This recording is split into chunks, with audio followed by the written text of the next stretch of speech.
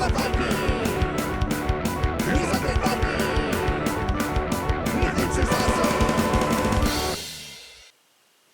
everyone, it's me, Undead Viking. I am excited to talk to you about this game today. It's called Legends of the Colosseum. This is a game for 2 to 3 people, although I could theoretically think that you could play it with more, but I mean, just with teams or whatever. But regardless, it's for 2 to 3 people that are going to be people that are in charge of a team of gladiators. These gladiators that you're going to purchase and train and feed and clothe and give them armor and weapons and what have you. And you're going to send them off to battle the other players' gladiators. And you're all going to compete basically for gold and power, and you're going to do different campaigns and what have you. Now, this game is a throwback game for me. Now, I've used that terminology a few times in a lot of these reviews, but just if we turn back the clock quite a while, and this gets sadder and sadder in a way each time I reference this stuff. But back when I was in high school, which I can still vividly remember, maybe not every single day, but back when I was in high school, my weekends consisted of my gaming group and I usually getting together, and we didn't call it a gaming group back then. You know, it was just my really good friends in high school. It consisted of us getting together at somebody's house and playing games, and games like Talisman, games like D&D, but games that we really loved were like games like BattleTech or Car Wars, you know, things where you would create something and then you would combat your friends and see who lived and who died, you know, that type of thing. And you know, and we would play like, you know, campaigns of those. You know, we would have like a team of drivers, you know, for Car Wars, or we would have like the different houses, you know, in BattleTech, and have like a long running like feud or war or whatever. And so, but those games all had something in common. You kind of had to have like this constant like, you know, record keeping, if you will. Like, you had to like write down the name of your driver, you had to write down the name of their car, how much damage the car had taken, how many skill your driver had, that sort of thing. And it had RPG elements. You kind of began to live and breathe these entities. You remembered like battle arenas that these things had been in. As you leveled up your driver, they became to have. It wasn't just, you know, like, you know, Joe Shotgun driving the car. I mean, Joe Shotgun, you know, was the survivor of several Division 15 tournament championships and things like that. And so you kind of felt like the ownership kind of like was felt, you know, if you will, if you understand what I'm saying. Around that time, Steve Jackson Games had a what was their precursor information called Man-to-Man, which was like these rules for hand-to-hand fighting. And there was the precursor to GURPS, and I'm going to get to the point here. But this game reminded me a little bit of that. Now, as far as like just this, like kind of a very simple combat system, but the fact that you have like a living, breathing soul that you kind of have a background to, and things that go on. And so this game here, Legends of the Colosseum, does that. You have these living, breathing souls, these gladiators that will have a background, whether they are a peasant or they are a veteran or like a disgraced politician or what have you, and you will, you know, build that character up, or they will die in the attempt. And not only will you begin to kind of like, you know, see them develop, but you also like take very good care and try to make sure you don't put them in situations where they get killed, because, you know, you've invested a lot of time and gold and what have you into them, so you want them to survive, and so you can continue to have them in your stable. Now, all that being said, the game itself, if you just want to get up and go and not have to worry about any of that other stuff, it has wonderful skirmish rules where you can just go ahead and throw you and your buddies into an arena and just bash the heck out of each other. But this game shines in the whole campaign,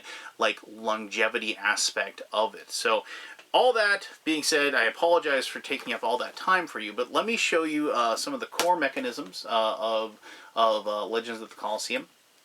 And then I'm going to, when we come back for my conclusion and my final thoughts, I'm going to touch on some of the RPG aspects that I won't be able to really go over carefully or in depth during the gameplay portion. So, alright, cool. Let's dive in! All right, before I go into how the game is played, I just want to say a couple quick things. First, this is a prototype, and so this board that you see that is made up with these tiles, that is not how the game is going to look once it is published. The plan is that this will actually be a folded board that you will unfold and have these spots. This is just, as I said, a prototype, and so what you see here, as always, is not going to be indicative of what you will have once the game is published. Secondly, as I mentioned in the introduction, this game is a combination of both a board game, but also has some fairly strong, like role-playing elements as well, or just like a extended campaign type of elements as well. And so it's going to be easier for me to explain those to you, as part of my conclusion. So right now, I'm just going to talk about the very base mechanisms as far as how the actual battle takes place. Okay, so this would be a skirmish. I've just set up the basic board.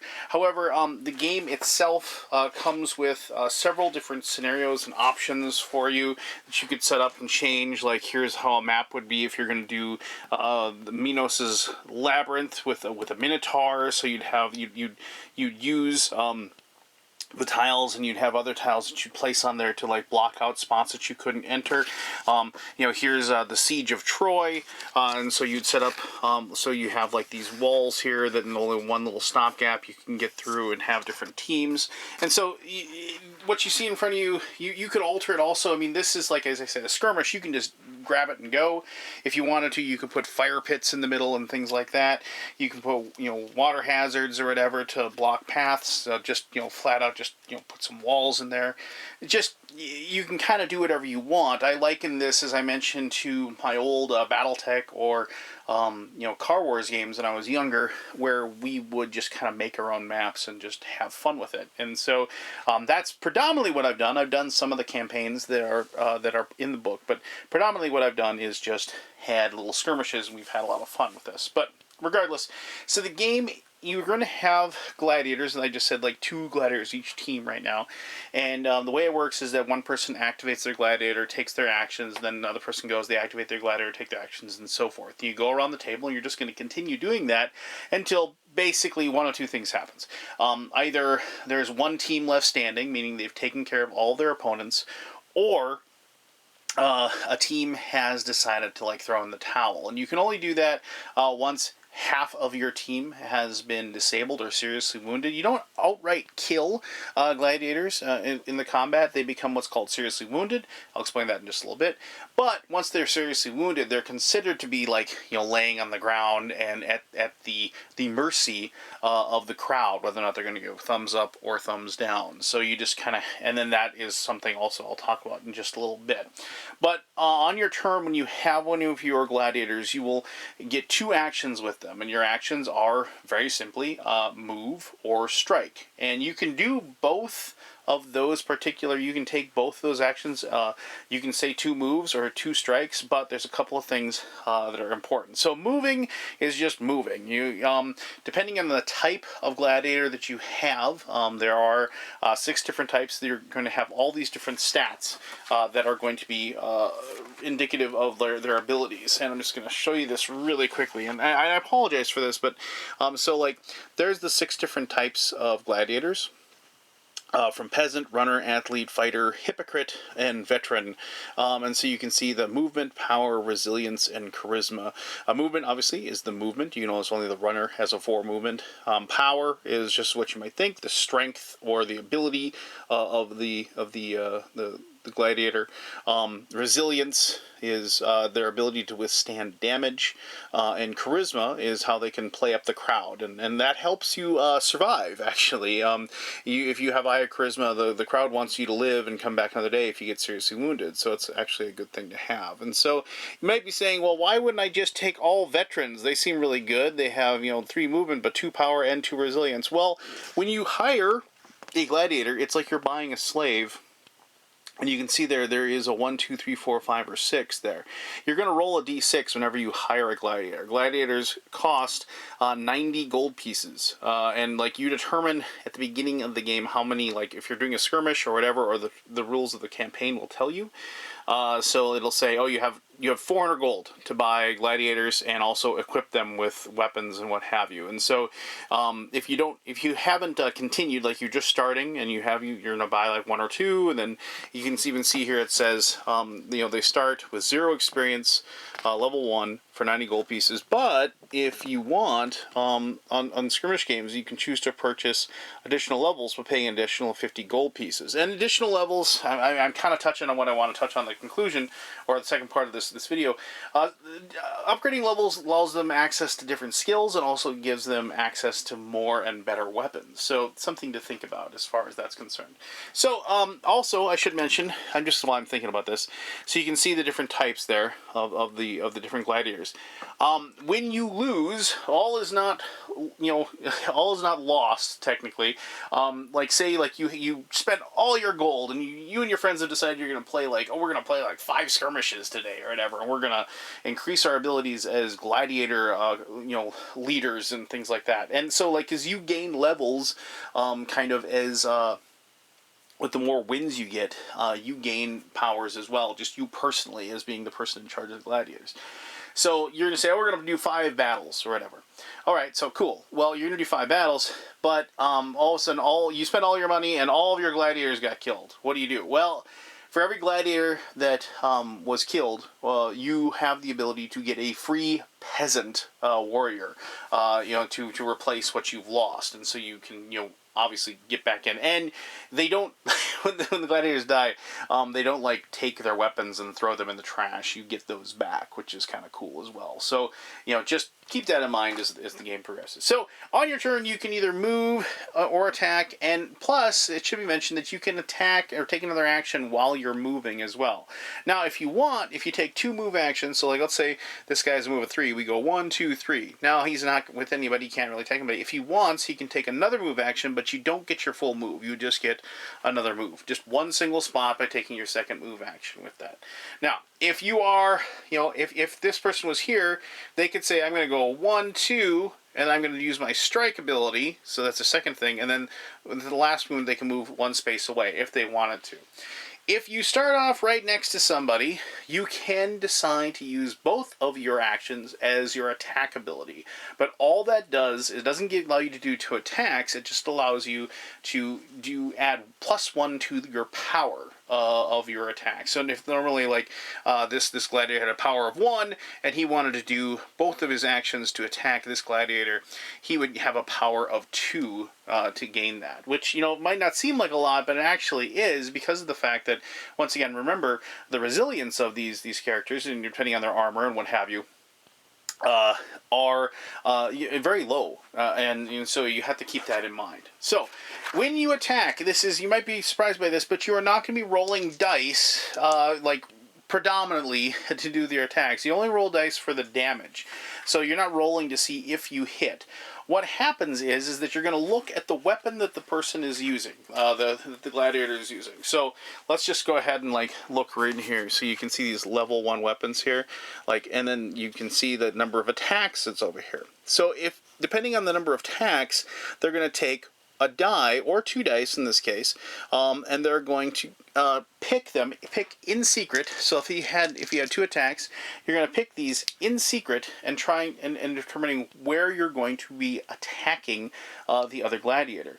A 1 is considered to be the person's head. A 2 is their torso, and then you just work your way down. So a 3 is the right arm. A 4 is the left arm, a 5 is the right leg, and a 6 is the left leg. Now you might be saying, well, why is that all important? Well, because of the fact that each of your gladiators have a certain number of health indicative on each of the different locations on their body. Now you might be saying, how do I keep track of all this stuff? Well, luckily, and you have on the back of these rules, and once again, this is what I have for the prototype that I got, the prototype rules. But you have your whole thing that you keep track of, everything as far as your gladiator. And so you can keep track of their armor they have and the different things, how many hit points they have, and so forth as you're fighting. And so any abilities and things like that, so you can see where the RPG influence is coming in with this game. So you have all that information, and you just say, okay, so like let's just say he's got a club. You know, a club is a pretty basic weapon, and so like, you know, and you're gonna go ahead and look, and he's got a heavy club, and the heavy club has 1 attack, and the heavy club will do 2 damage and has a range of 1. So you have to be like right next to the guy. All right, so one person's gonna pick. He's like gonna say, oh well, I'm going to strike at your left arm, you know, because maybe they can say, where's your armor? And so then the other player may have, like, you know, purchased, and like, here's these different armors, you know, bone helmet, padded armor, and so forth.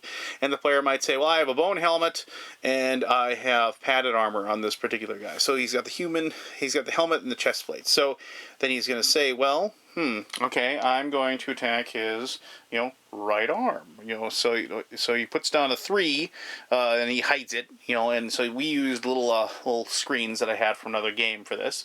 And so then the other person like picks, and he's like, well, maybe he's going to go for one of my legs. And so then he puts out a 5. So you compare those. Now, if you had guessed correctly, if you had said, okay, you know, I guessed 3.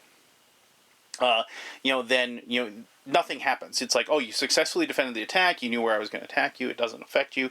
Don't do anything. But if you guess incorrectly, what happens then is that the player that successfully hits rolls a d6. Ooh, gosh, that was really good. So then you take the weapon's damage plus your power plus your roll. So in other words, this would be 1 power, 2 damage, and 6, so a total of 9. And then you're going to reduce it by the resiliency of that character. You know, so like they're probably, like, if they were lucky and they had their you know, veteran, which has a resilience of 2. And so that would reduce it down to 7. And because they're not, you know, they don't have any armor on that particular location. Notice how the armor gives you bonus resilience here. Because they unfortunately don't have that, then, you know, you would do a total of 7 points of damage. And so then the player would record that on their sheet, you know, for the left leg or whatever, or the right arm that we targeted, and you'd reduce that and slowly go down. Now, if you run out of hit points on any appendage, whether it is head, torso, arms, whatever, if you run out of hit points, you are considered seriously wounded, and you remove that particular character from the location. Oh, I forgot I added +1 power for the 2 attacks. That would have been 8 damage, actually, instead of 7. So that's pretty impressive. But and then you just remove it, and you just continue playing until something, you know, one way or the other, like the end of the match is over at that point.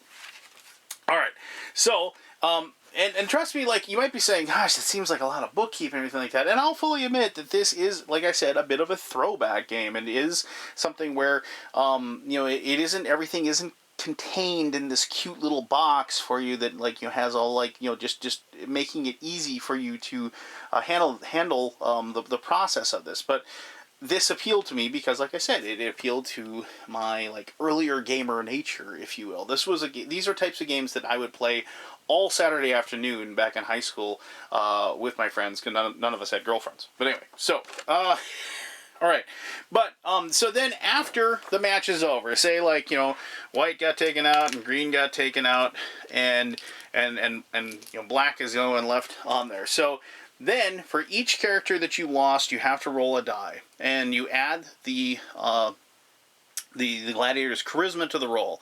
If you roll a 4 or higher, they are spared by the crowd, and they can continue to fight. So if you had a +2 charisma on this, you were spared, and they were not killed.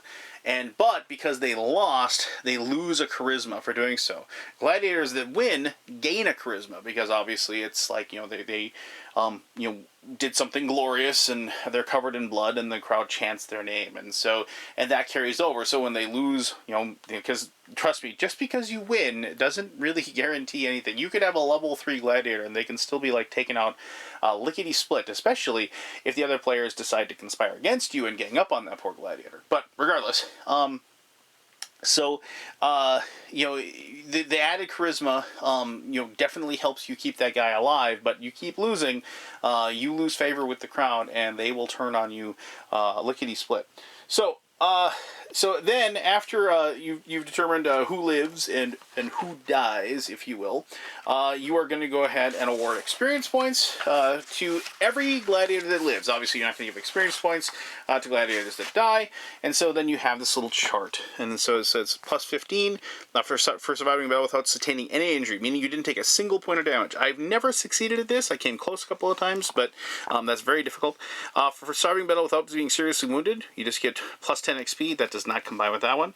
If you're being spared by the crowd, so even if you got serious wounds and the crowd decides they're not going to kill you, you gain that. So if you were the one that did the seriously wounding of an enemy, you get 5 XP for that. Plus 10 XP for the winning player to award a single gladiator of his choice, so you can just pick one, and plus 15 XP to a single gladiator after a battle. If the player chooses to train him for 20 gold pieces, so you can go ahead and give them a big bonus. You level for every receive 20 times their next level. So to reach level 2, you have to get 40 XP. To reach level 3, it's 60 XP, and so on and so forth to gain up those levels. And then after you level up, you gain the charisma, and you get you can increase your base health, plus 2 health per section. You can learn or learn a skill, and so then there's all these different level 2 skills and level 3 skills, and so on and so forth. I'm not going to go over each and every single one of those. I invite you to go check out the rules of the game yourself, and you can dive into them a little further, and feel free. And I suggest you do that too, just so you can check out the different campaigns, and also you can see some of the more of the RPG elements of the game as well. But as I said, I'm going to go over some of those RPG elements in my conclusion. So let's go ahead and give you my final thoughts on Legends of the Colosseum. Wow. All right, there you go. Legends of the Colosseum.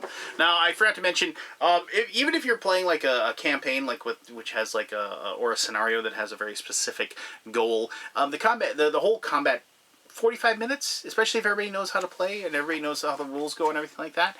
The only thing that you ever really end up doing is like, surprisingly, and I love this part. The only thing that really takes up some time is like the actual bookkeeping after the match, where you ruefully rip up the gladiator that was killed, and then grab a new fresh character sheet, roll to see what you get, and then start fleshing that person out, giving them weapons and armor and what have you, and then updating the information that you have, and then getting ready to send that hapless poor soul into the breach to see how well they do. Obviously, like, you can make the combats last longer by giving, if everybody's got like 8 gladiators per team, that's going to extend the game, and it's going to take longer. But sometimes a big, giant, epic clash like that is quite enjoyable. Now, I wanted to touch on some of the RPG elements that I wasn't able to really, dive into. And I apologize that this, like I said, please check out the rules of the game itself, so you can kind of delve into that a little deeper on your own. But one of the really cool things is that, they have... there's something I love about playing any sort of like RPG, and that's like the big giant weapon list. And of course, this one has a big giant weapon list of all different levels of weapons, like that you can wield depending upon the level of your gladiator. They have all these different like the costs of them, and has the like as far as the different like abilities of them, like pole arms or having reach, different types like weapons that have bludgeoning or piercing or slashing damage, and how that affects different armor types, and as far as like the damage that they can do to their enemy and things like that. And this is what opens up a great deal of information to the game as far as the tactics of it, and that's kind of what this game is in my mind. It's more the actual like picking the different locations as far as like which parts of the body I'm going to attack. That's a tough part, and I'm going to touch on that in here in just a second. But this is the whole tactics part of it is like, okay, so these two, as you're moving your guys, you're not moving them willy-nilly about the board. You're trying to like, if you have somebody who's lucky enough to have a bow or some sort of distance weapon. Well, you have like people protecting that one, so then they can keep shooting at people, and like you can't get to that one, so that that person, and so you have different tactics like that. You have people with weapons that have reach behind like your tanks, your guys that have a big shield and maybe have a big mace in their hand, and their whole goal is just to like make sure nobody can get past them, and like and smashing the brains of anybody that tries to get by. So there's all these things that happen, like that go into like the actual creation of your team, and then you try to determine how you're going to bust up your opponent's team that has like this creation as well. And it once again likens back to those games I played before of Car Wars. Like my car is is it fast? Is it heavily armored? Does it have really powerful weaponry? BattleTech, same deal. Are they big giant mechs? Are they small mechs? Things like that. So, and I enjoy that whole process of building the team almost as much as actually like getting into the arena and bashing each other senseless. Now, I mentioned the mechanisms as far as the combat go, and see, the thing is that at the very beginning it's like, well, which spots on your body are armored, and it's one of those I think that you think that I think that you think kind of thing. So it's like, oh well, my arms have armor on them, and so does my torso, but not my head or my legs. And it's just like, oh, okay. Well, he's thinking I'm going to go after his legs or his head. So, but I'm gonna go after his arm, because he's not gonna expect that. And the other person says, well, he's gonna think that I think that he's gonna go after my legs or my head, but I think he's gonna go after my arm, so I'm gonna go ahead and protect my. So, it has this whole process that you kind of go through, that like you try to determine what the other person is going to do, and then as the parts of your body take damage, you don't want to go down to 0, so you're seriously wounded. So then, the decisions are once again like, oh, I better protect, my left arm, so because it's got 7 hit points left. But he's going to expect me to protect my left arm, so then he's going to go after some other part of this gladiator. And so then that also becomes like a shell game, if you will, as you're kind of like trying to decide what the other players are doing. And that's the reveal. I love games that have the reveal, where you're like, okay, and what do you got? And then you look and you see and you compare. And there's nothing better, especially as the defender, when you've just guessed absolutely perfectly what the other person has decided to attack, and they're just like, they realize they've just wasted their turn. And that's tough to do, but it is one of those glorious little moments of the game that make you kind of perpetuate that story and perpetuate the immersion and the excitement that the game builds. And that's kind of my final point, is that this is a game that's going to tell you a story. You are going to live and breathe your gladiators. You are going to be excited about their exploits and excited about them gaining this power and fame and better equipment and better powers and what have you. But it is a double-edged sword, because every time you send them into the arena, you might never be getting them back out. And that's fine, because I mentioned Joe Shotgun, my old driver in Car Wars earlier. But if we have Joe Gladiator, and if Joe Gladiator starts off as a peasant and he works himself up into be the championship of the arena, only to finally fall in the combat in the labyrinth, several sessions later. I mean, that's a wonderful story arc and something to be proud of. You can't just keep going forever. Eventually, it's just going to catch up with you. But it is like one of those things where it's like, long after who won or lost is probably forgotten, you're going to remember that story of that gladiator that went through that whole process, and it's going to be a good memory. And that's what I think games are about, is creating good times, good memories, and having something to remark upon that you later, that it'll just be part of your gaming group experience. And so Legends of the Colosseum does that. I so glad this game exists, because of the fact that, like I said, it's a wonderful throwback to my childhood. And if you know those types of games, or you want to investigate those types of games because you never have played them, I strongly suggest you take a look at this one and see what you think. So, if you have any questions about Legends of the Colosseum or comments, please post away. As always, I greatly appreciate you taking the time to watch this video. And until next time, this is me, the Undead Viking, telling you to have yourself one heck of an awesome day. Alright.